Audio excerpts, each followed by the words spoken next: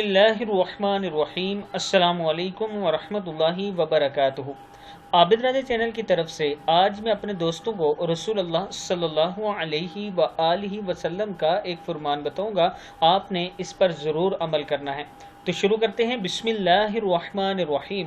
رسول اللہ صلی اللہ علیہ وآلہ وسلم نے ارشاد فرمایا، جس نے استغفار کو لازم کر لیا تو اللہ تعالیٰ اسے ہر غم اور تکلیف سے نجات دے گا اور ہر تنگی سے نکلنے کا راستہ پیدا فرما دے گا۔ اسے ایسی جگہ سے رزق عطا فرمائے گا جہاں سے اسے وہم اور گمان بھی نہ ہوگا۔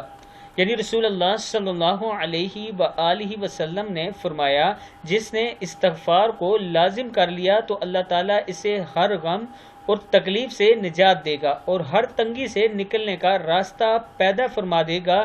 اسے ایسی جگہ سے رزق عطا فرمائے گا جہاں سے اسے وہم اور گمان بھی نہ ہوگا۔ تو میں اپنے دوستوں سے گزارش کروں گا کہ صبح و شام استغفار کیا کریں، استغفار کی کثرت کیا کریں، زیادہ سے زیادہ استغفار کیا کریں۔ السلام علیکم ورحمۃ اللہ وبرکاتہ۔